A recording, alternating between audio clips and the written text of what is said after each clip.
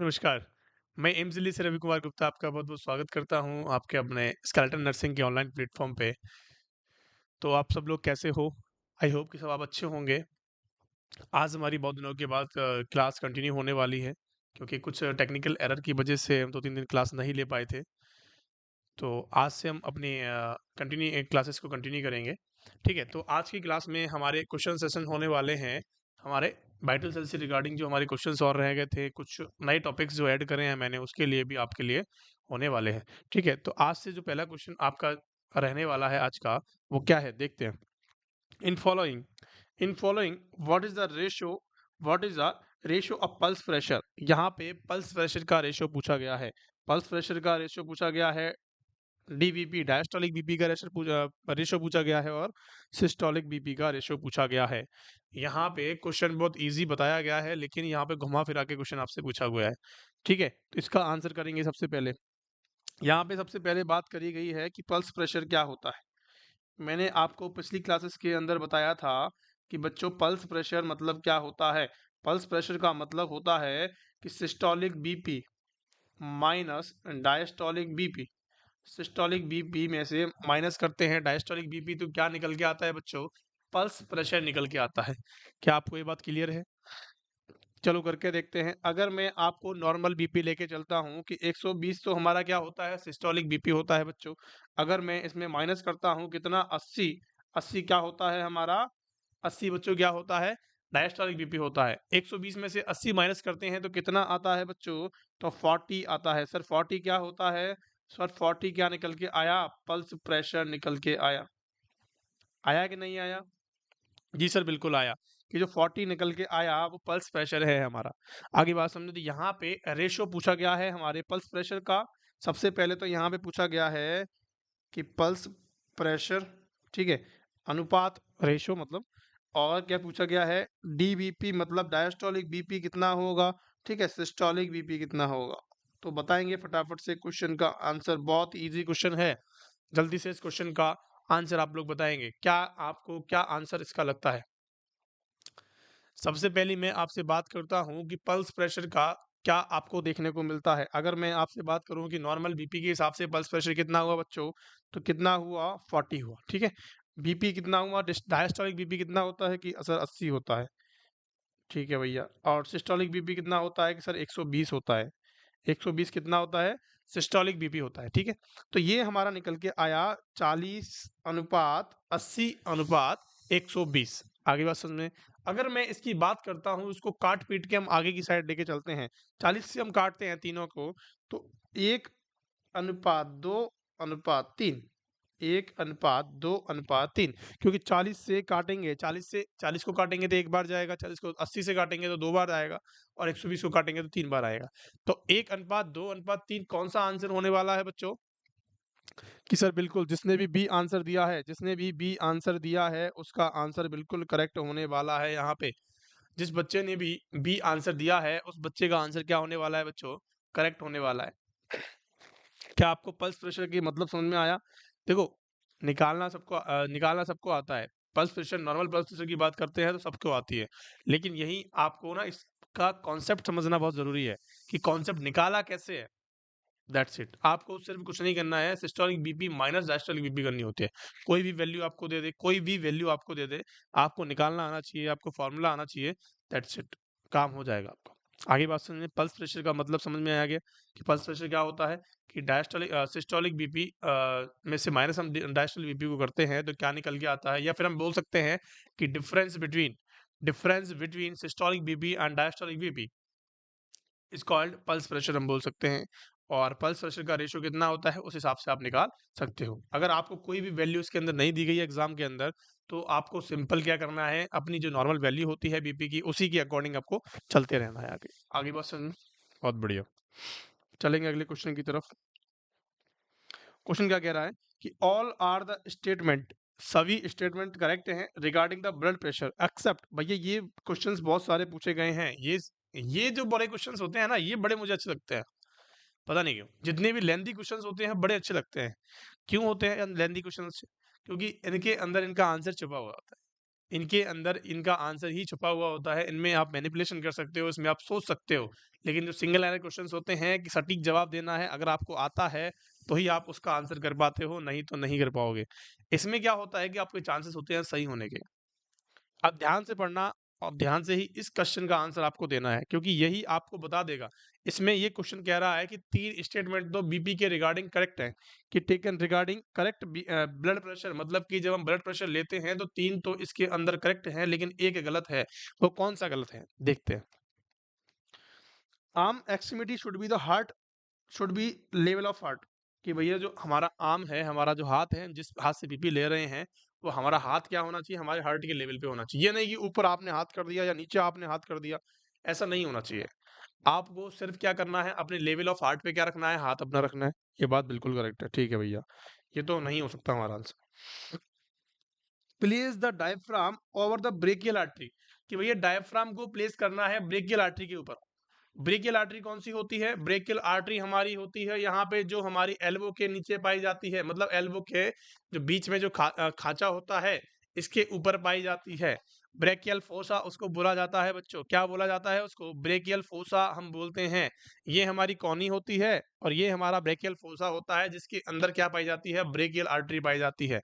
इसी के बिहाफ पे हम क्या करते हैं, बीपी को मेजर किया जाता है। आई बात आपको बात समझ में कि डायफ्राम को कहाँ प्लेस करते हैं, ब्रेकियल आर्टरी पे करते हैं। ये बहुत बढ़िया बात कही, ये भी बात सही है। क्वेश्चन कह रहा है सी सी नंबर का ऑप्शन कह रहा है BP cuff is connect to the fractured extremity, कि भैया बीपी कफ को वहां बांधना है जहां आपका फ्रैक्चर हो रखा है। क्या ऐसा आप करते हो कि जिस हाथ में फ्रैक्चर हो रखा है उस हाथ में बीपी बांध सकते हो क्या, कि भैया किसी पेशेंट का आप सपोज दैट एक नर्सिंग ऑफिसर की तरह काम कर रहे हो कहाँ पे, अपने एक वार्ड के अंदर, और आपको किसी नीडर ने बोला कि इसका बीपी लेना है, तो आप क्या करते हो कि जिस बंदे को पूरे प्लास्टर लगा हुआ है उस बंदे उसी हाथ से आप क्या ले रहे हो, उसका बीपी ले रहे हो, क्या आपको करेक्ट रीडिंग देखने को मिलेगी या फिर आपको बीपी देखने को मिलेगा, नहीं देखने को मिलेगी। कॉमन सेंस वाली बातें हैं कि आपको फ्रैक्चर्ड एक्सट्रीमिटी से बिल्कुल भी बीपी नहीं लेना है, ये बात बिल्कुल करेक्ट नहीं है। चलिए और देखते हैं डी ऑप्शन क्या कहता है, avoid the BP cuff, BP cuff को अवॉइड करना है कब, विद द कैनुला हैंड, जिस हाथ में कैनुला लगा हुआ है, जिस हाथ में कैनुला लगा हुआ है या कोई भी लाइन लगी हुई है, उस हाथ से आपको क्या नहीं करना है, बीपी को नहीं लेना है। ये बात बिल्कुल करेक्ट है। तो जो बचा कुचा आंसर हमारा सी जो आंसर है वो क्या है, बिल्कुल गलत है बीपी के रिगार्डिंग, कि हमें फ्रैक्चर्ड एक्सट्रीमिटी से बिल्कुल भी क्या नहीं लेना है, बीपी नहीं लेना है।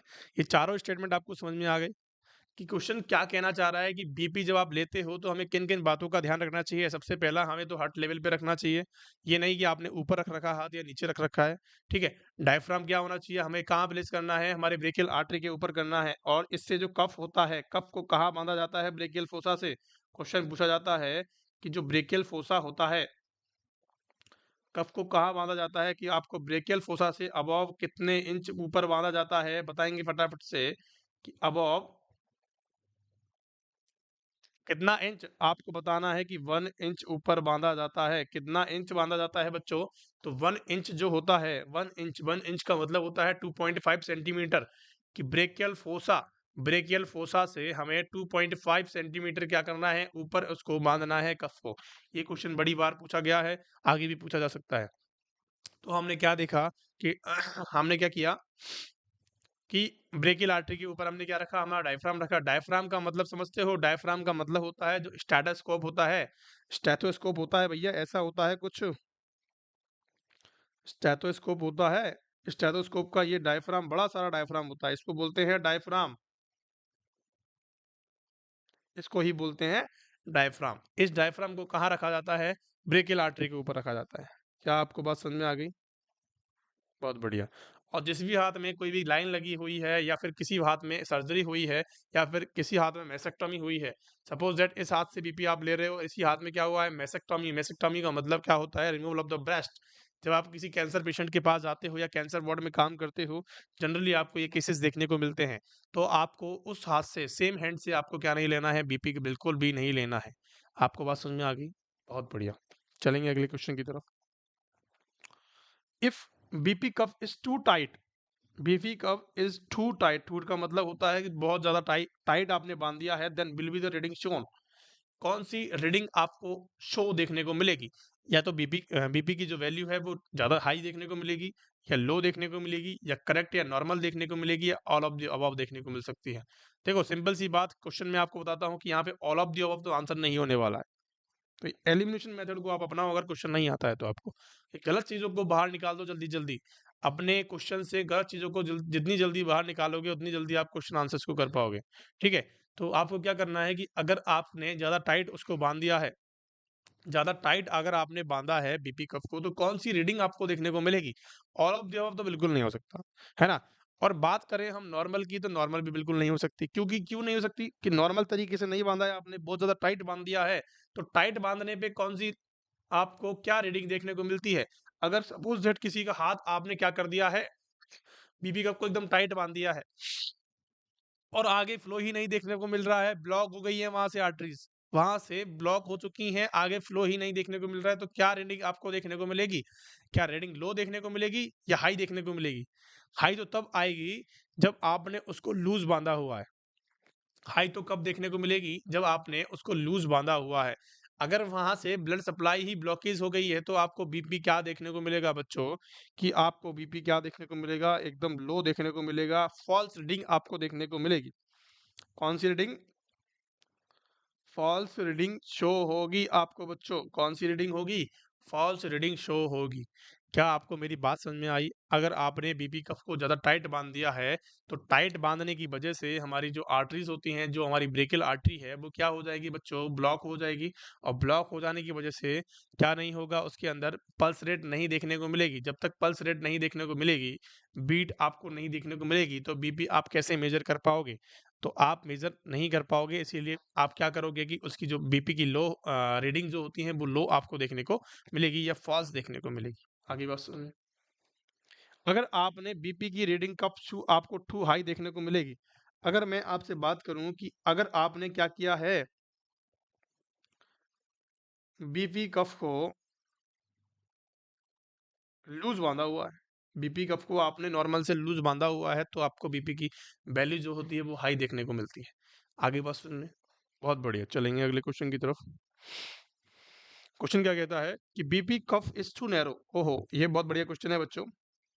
अगर आपका जो बीपी कफ है वो बच्चों वाला है, आपने अडल्ट के अंदर कैसा बीपी कफ यूज किया है बच्चों? आपने पीडिया वाला बीपी कफ यूज कर लिया है। आपने क्या किया है, अडल्ट के अंदर आपने पीडिया वाला बीपी कफ यूज कर दिया है। If BP and then what will be the reading show? कौन सी रीडिंग आपको देखने को मिलेगी? क्या आपको ज्यादा हाई देखने को मिलेगा? क्या ज्यादा आपको लो देखने को मिलेगा? करेक्ट या नॉर्मल देखने को मिलेगा? देखो करेक्ट और नॉर्मल की बात हम नहीं कर सकते यहाँ पे, ऑल ऑफ द अबव भी आंसर नहीं हो सकता। तो हमारे पास दो ऑप्शंस बचे हैं, या तो लो देखने को मिलेगी या हाई देखने को मिलेगी। कॉमन सेंस का यूज करना है थोड़ा सा। अगर आप सपोज दैट आप वहीं पे अपने आप को इमेजिन करो कि आप बीपी ले रहे हो किसी पेशेंट का, और पेशेंट का बीपी आपने क्या कर दिया, छोटा बांध दिया।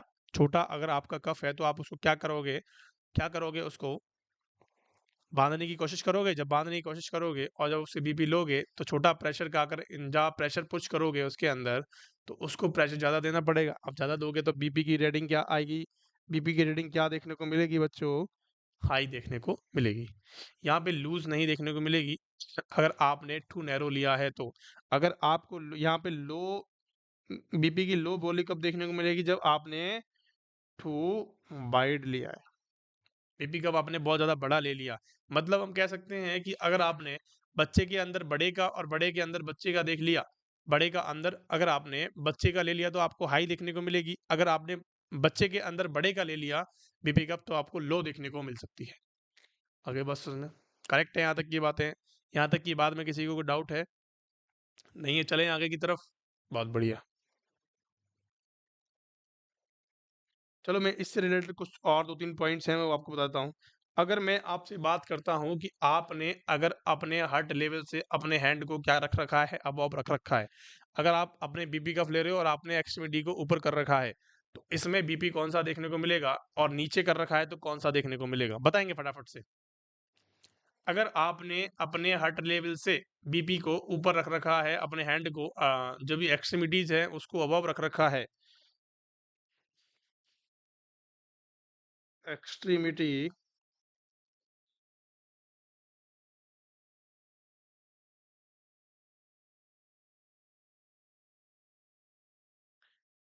अबव फ्रॉम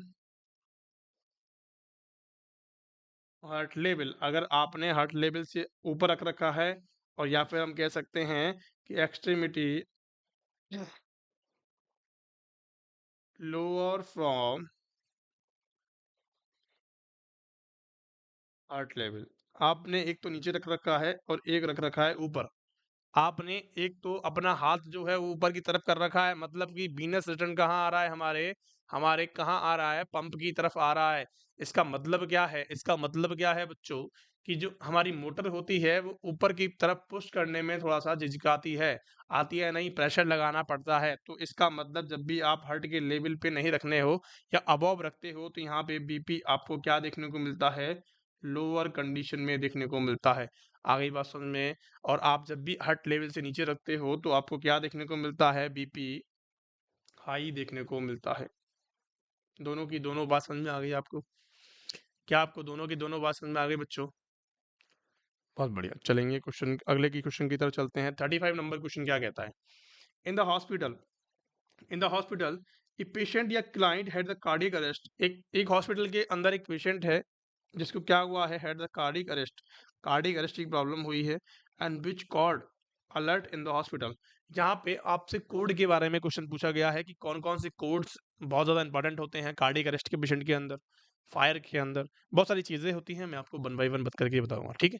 तो आप इसका आंसर देंगे कि जब भी कार्डियक अरेस्ट के पेशेंट हमारे हॉस्पिटल्स के अंदर आते हैं, या फिर जब भी हॉस्पिटल के अंदर कार्डियक अरेस्ट होता है किसी पेशेंट को, कहीं पे भी, इमरजेंसी के अंदर, वार्ड के अंदर, आउटडोर के अंदर, गैलरी के अंदर, बालकनी के अंदर, कहीं भी होता है, तो कौन सा जो कोड होता है वो हम अलर्ट करते हैं, बताएंगे? बताएंगे फटाफट से आंसर क्या होने वाला है? देखो सबसे पहले मैं आपको बात बताता हूँ कि जब भी देखो रेड कोड क्या होता है, रेड कोड के अंदर हम क्या करते हैं, रेड कोड जो होता है वो हमारी कैसा होता है, हमारे फायर के लिए जिम्मेदार होता है। कि जब भी आग लगती है हमारे हमारे हॉस्पिटल्स के अंदर, हमारे वार्ड के अंदर, आईसीयूज के अंदर, जब भी आग लगती है तो हम क्या करते हैं, हमारा रेड कोड अलर्ट करते हैं। आगे बात समझ में। अगर मैं आपसे व्हाइट कोड की बात करता हूँ, तो कहीं पे भी अगर लड़ाई झगड़ा हुआ है, मतलब कि वायलेंस वाली कंडीशन अगर हुई है, वायलेंस वाली कंडीशन अगर हुई है, कहाँ पे, हमारे हॉस्पिटल्स के अंदर, अगर वायलेंस वाली कंडीशन हुई है, तो आपको क्या देखने को मिलेगा, वाइट कोड आपको देखने को मिलेगा। आगे बात समझ में। अगर मैं आपसे ब्लू कोड की बात करता हूँ कि ब्लू कोड क्या हो सकता है, ब्लू कोड के अंदर क्या होता है, पिंक कोड के अंदर क्या होता है। देखो ब्लू कोड, एम्स दिल्ली के अकॉर्डिंग मैं आपसे बात करता हूँ कि ब्लू कोड जो होता है वो कार्डियक अरेस्ट वाले पेशेंट के अंदर देखा जाता है। किसके अंदर देखा जाता है बच्चों? कार्डियक अरेस्ट वाले पेशेंट के अंदर देखा जाता है, लेकिन अडल्ट की हम यहाँ पे बात करते हैं। तो अडल्ट के अंदर जब भी कार्डियक अरेस्ट आता है तो कौन सा कोड अलर्ट किया जाता है, कोड ब्लू एक्टिवेटेड, 3 बार बोला जाता है, 3 बार क्या बोला जाता है, code blue activated, code blue activated और कोड ब्लू एक्टिवेटेड। आगे बात समझ में। और जब ऐसा बोला जाता है तो जो हमारी सीपीआर टीम होती है, जो हमारी कार्डियक अरेस्ट वाली टीम होती है, वो क्या करती है, भाग के उस स्थान पे जाती है और पेशेंट को रिवाइव करने की कोशिश करते हैं। आगे बात समझ में। और पिंक कोड बचा भैया, पिंक कोड क्या काम करता है कि सर ये भी कार्डियक अरेस्ट के लिए होता है, लेकिन ये किसके लिए होता है, ये चिल्ड्रंस के लिए होता है। आगे बात समझ में कि ये क्या होता है, ये हमारे चिल्ड्रंस के लिए जिम्मेदार होता है, कौन सा वाला, या नियोनेट के लिए जिम्मेदार होता है कौन, पिंक कोड। अगर आपसे कोई क्वेश्चन पूछता है कि पिंक कोड किसके लिए जिम्मेदार होता है, तो आपको बता देना है चिल्ड्रंस के लिए होता है। ब्लू कोड कौन के लिए जिम्मेदार होता है, कार्डियक अरेस्ट के लिए होता है। व्हाइट कोड किसके लिए होता है, वायलेंस के लिए होता है, कहीं भी लड़ाई झगड़ा हुआ तो वायलेंस, व्हाइट कोड एक्टिवेटेड तो वहां पे सिक्योरिटी गार्ड्स भाग के जाते हैं। रेड कोड के अंदर फायर ब्रिगेड वाले जाते हैं। आगे बात समझ में। क्वेश्चन नंबर 36 क्या कहता है, in the hospital A adult missing from the parents, अपने पेरेंट से एक बंदा है जो अपने पेरेंट से क्या हुआ है, बिछड़ गया है, मिसिंग हो गया है, and which code is alert in the hospital, कौन सा कोड अलर्ट किया जाएगा हॉस्पिटल्स के अंदर, बताएंगे? Black code, yellow code, orange code और पर्पल कोड, ऐसे लिख देंगे पर्पल कोड।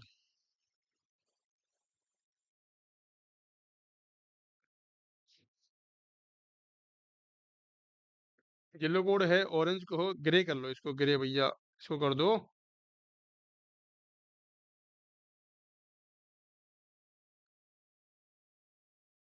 ग्रे कोड, ठीक है। बताएंगे फटाफट से क्या आंसर होने वाला है। देखो सबसे पहले मैं आपसे बात करता हूँ, यहाँ पे अडल्ट मिसिंग की बात करी गई है। ये अडल्ट मिस हुआ है अपने पेरेंट्स से, ठीक है। तो सबसे पहले आपने यहाँ पे अपना मोटो चूज कर लिया है कि हमें क्या किसके बारे में बात करनी है, अडल्ट के बारे में बात करनी है। सबसे पहले मैं आपसे बात करता हूँ, ब्लैक कोड किसके लिए जिम्मेदार होता है। अगर कहीं पे भी बॉम्ब ब्लास्ट की कंडीशन आपको देखने को मिलती है, बॉम्ब ब्लास्ट की कंडीशन आपको देखने को मिलती है, तो यहाँ पे ब्लैक कोड क्या होता है, या थ्रेड की आपको कंडीशन देखने को मिलती है। बॉम्ब थ्रेड कह सकते हैं या बॉम्ब ब्लास्ट कह सकते हैं। उसकी कंडीशन में कौन सा कोड अलर्ट होता है बच्चों, तो उसकी कंडीशन में ब्लैक कोड एक्टिवेटेड होता है। येलो कोड की बात करते हैं। येलो कोड किसके लिए जिम्मेदार होता है, येलो कोड होता है, एक ऑरेंज कोड होता है। कोड येलो की बात करते हैं जब कोई अडल्ट मिस हो जाता है, मतलब कि अडल्ट मिसिंग, अडल्ट मिसिंग की जब बारी आती है, तो हम अडल्ट के मिसिंग की बारी आती है तो क्या करते हैं, येलो कोड को एक्टिवेट किया जाता है। आगे बात समझ में। अब हम बात करते हैं सर ऑरेंज कोड के बारे में। सर ऑरेंज कोड किसके लिए जिम्मेदार होता है, सर ऑरेंज कोड होता है किसके लिए जिम्मेदार होता है बच्चों, कोड ऑरेंज जो होता है वो मास कैजुअलिटी के लिए जिम्मेदार होता है। किसके लिए होता है बच्चों, मास कैजुअलिटी के लिए जिम्मेदार होता है। अब जो ग्रे होता है सर, सर आपने बताया कि सर ग्रे कोड किसके लिए जिम्मेदार होता है। अगर मैं आपसे बात करूं तो लॉस ऑफ यूटिलिटी, किसी का कोई सामान चोरी हो गया है, अगर किसी का कोई सामान चोरी हो गया है, या फिर हम बात कर सकते हैं किसी की कोई महंगी चीज, महंगी वस्तु अगर गायब हो गई है या चोरी हो गई है, उस केस के अंदर क्या होता है बच्चों, उस केस के अंदर ग्रे कोड एक्टिवेट होता है। ऑरेंज कोड जो होता है वो मास कैजुअलिटी, इसका मतलब क्या है कि बहुत ज़्यादा बल्क के अंदर एक सपोज दैट किसी बस का एक्सीडेंट हो जाता है, तो सारे बस वालों को एक ही हॉस्पिटल के अंदर लाया जाता है।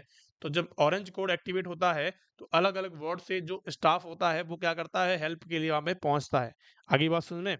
येलो कोड की हम बात करते हैं, तो येलो कोड के अंदर क्या होता है कि जब भी कोई अडल्ट मिसिंग होता है, कि भैया कोई बड़ा बूढ़ा व्यक्ति है जो कहाँ पे मिस हो गया है, अपने हॉस्पिटल से अंदर मिस हो गया है, तो उसके अंदर क्या करते हैं हम, येलो कोड को एक्टिवेट किया जाता है।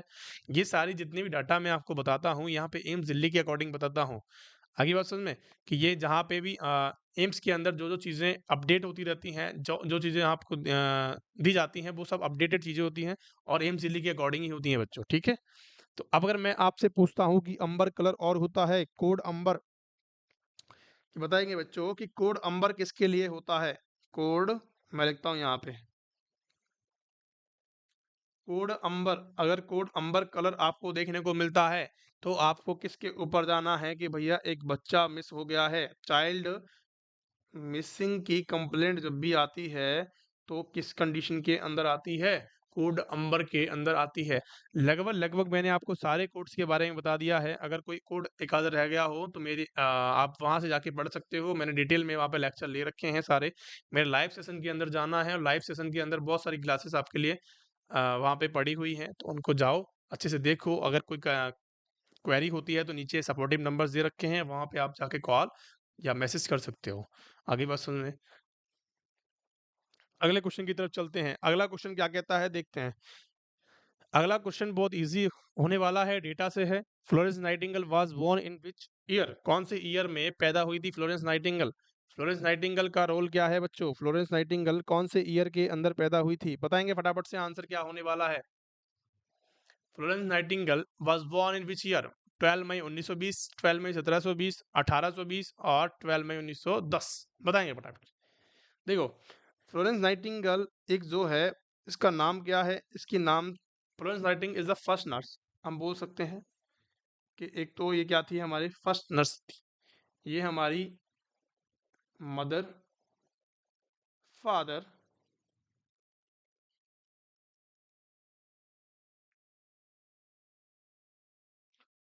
पियोनियर ऑफ नर्सिंग, ये हमारी मदर थी। फ्लोरेंस नाइटिंगेल क्या थी, हमारी मदर ऑफ नर्सिंग कह सकते हैं हम इसको, फादर ऑफ नर्सिंग कह सकते हैं, पायोनियर ऑफ नर्सिंग कह सकते हैं, और क्या कह सकते हैं, लेडी विद द लैंप हम कह सकते हैं। क्या कह सकते हैं, लेडी विद द लैंप हम कह सकते हैं। ये सारे जो पॉइंट्स हैं मैंने आपको बताए हैं, जो कि बहुत इंपॉर्टेंट है। मदर ऑफ नर्सिंग कौन था, फादर ऑफ नर्सिंग कौन है, अगर पूछे लेडी विद द लैम्प क्या है, तो आप सभी को बताना है कि कौन थी ये, फर्स्ट फ्लोरेंस नाइटिंगेल थी। आगे वर्सेस में फ्लोरेंस नाइटिंगेल को हमारे लेडी विद द लैम्प भी कहा गया है। आगे वर्सेस में अगर मैं आपसे बात करूं इसके जन्म की, इसका जन्म जो हुआ था वो कब हुआ था कि भैया 12 मई 1820 को इसका जन्म हुआ था। नाइटिंगेल नाइटिंगेल इसका सरनेम था। एक फ्लोरेंस इटली की एक क्या थी, फ्लोरेंस सिटी के अंदर हुआ था। कहाँ हुआ था, फ्लोरेंस सिटी थी। फ्लोरेंस सिटी कहाँ थी बच्चों, इटली के अंदर एक सिटी थी फ्लोरेंस सिटी, उसके अंदर क्या देखने को मिला, इसका जन्म देखने को मिला। और 12 मई 1820 के अंदर इसका जन्म हुआ था। और कहाँ तक चली ये, इसकी डेथ की अगर मैं बात करूं, इसकी डेथ का भी क्वेश्चन पूछा जाता है आजकल। तो 13 अगस्त 1910 के अंदर इसकी डेथ हो गई थी। 13 अगस्त 1910 के अंदर इसकी डेथ आपको देखने को मिली। और क्या देखने को मिला, 12 मई 1820 के अंदर इसका जन्म हुआ था, 13 मई 1910 के अंदर इसकी क्या, 13 अगस्त 1910 के अंदर इसकी क्या हो गई थी, डेथ हो गई थी। और 12 मई को हम क्या बनाते हैं, हमारा 12 मई को हम क्या बनाते हैं, नर्सिस डे सेलिब्रेट करते हैं। करते हैं नहीं करते, सेलिब्रेट हम कब करते हैं नर्सिस डे, बहुत बार एग्जाम के अंदर क्वेश्चन पूछा गया है कि नर्सिस डे सेलिब्रेशन कब करते हैं। तो 12 मई को, एवरी ईयर 12 मई को हम क्या करते हैं, नर्सिस डे सेलिब्रेशन करते हैं। अगर मैं आपसे पूछूं कि डॉक्टर्स डे कब मनाया जाता है, तो 1 जुलाई को कब मनाया जाता है, डॉक्टर्स डे मनाया जाता है। डॉक्टर डे कब मनाते हैं बच्चों, 1 जुलाई का, 1 जुलाई क्या मनाते हैं, डॉक्टर्स डे मनाते हैं। आगे बात समझ में, ये बहुत सारी चीजें हैं जो कि बहुत आपके लिए क्या होने वाली, इंपॉर्टेंट होने वाली हैं, क्या से बहुत भर भर के क्वेश्चंस आते हैं। आगे बात समझ में, तो आपको बात समझ में आई कि नाइटिंगेल के बारे में मैंने कुछ आपको पॉइंट्स बताए। तो यहाँ पे जिसका भी आंसर सी है वो एकदम करेक्ट है कि 12 मई 1820 के अंदर इसका जन्म हुआ था और 13 अगस्त 1910 के अंदर इसकी मृत्यु हो गई थी। कहाँ पैदा हुई थी, ये फ्लोरेंस सिटी के अंदर हुई थी, जो कि इटली में प्रेजेंट है। लेडी विद द लैम्प बोल सकते हैं इसको, पायनियर नर्सिंग और पायोनियर ऑफ नर्सिंग बोल सकते हैं, फादर ऑफ नर्सिंग बोल सकते हैं, मदर ऑफ नर्सिंग बोल सकते हैं, बहुत सारे नाम होते हैं इसके। आगे बात सुनने, चलिए, who is the first psychiatric nurse. First psychiatric nurse का मतलब क्या है कि भैया साइकेट्रिक नर्स कौन थी, पहली साइकेट्रिक नर्स फ्लोरेंस नाइटिंगेल थी, सिस्टर मैरी बर्नार्ड थी, या फिर लिंडा रिचर्ड थी, या सरोजनी नायडू थी। बताएंगे फटाफट से आंसर क्या होने वाला है इसका, फटाफट से इसका आंसर बताएंगे कि सिस्टर फ्लोरेंस नाइटिंगेल के बारे में मैंने अभी आपको बताया है कि ये तो कौन सी थी, हमारी फर्स्ट नर्स थी। आगे बात, ये तो नहीं होने वाला। सिस्टर मैरी बर्नार्ड कौन था, सिस्टर मैरी जो बर्नार्ड थी भैया, वो क्या थी, ये हमारी फर्स्ट एनेस्थेटिक नर्स थी। कौन सी थी बच्चों, फर्स्ट एनेस्थेटिक नर्स कौन थी, आपको बता देना है कि फर्स्ट एनेस्थेटिक जो नर्स थी वो कौन थी, सिस्टर मैरी बर्नार्ड। आगे बात सुनने, अगर मैं आपसे बात करूं लिंडा रिचर्ड की, तो ये कौन सी थी बच्चों, ये थी हमारी फर्स्ट साइकेट्रिक नर्स। ये हमारी कौन थी, ये हमारी फर्स्ट साइकेट्रिक नर्स थी। कौन थी, फर्स्ट साइकेट्रिक नर्स कौन थी, लिंडा रिचर्ड थी। फ्लोरेंस नाइटिंगेल कौन थी, फर्स्ट नर्स थी, या फिर हम इसको मदर ऑफ नर्सिंग बोल सकते हैं, फादर ऑफ नर्सिंग हमने इसको बोल दिया था। सिस्टर मैरी बर्नार्ड की हमने बात करी, सिस्टर मैरी बर्नार्ड हमारी कौन सी थी, फर्स्ट एनेस्थेटिक नर्स थी। सरोजनी नायडू को हम क्या बोलते हैं, सरोजनी नायडू हमने बोला है कि फ्लोरेंस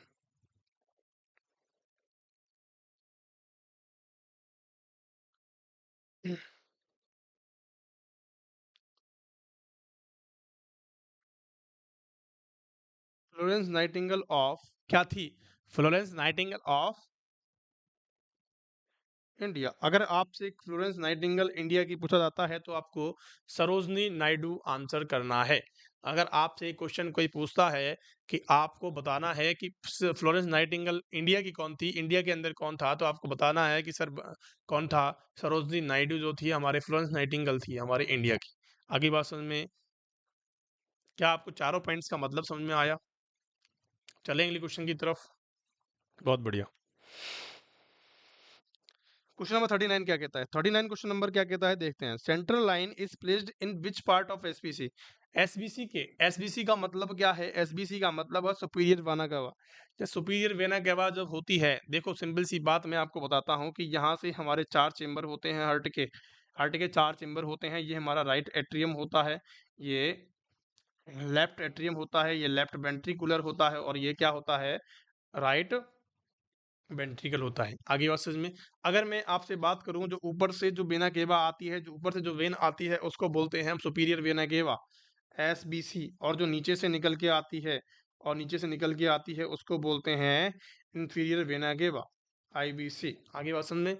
उसको बोलते हैं इंफीरियर। सुपीरियर का मतलब होता है जो टॉप से उतर के आता है, ब्रेन से सप्लाई लेके आती है और यहाँ पे छोड़ती है।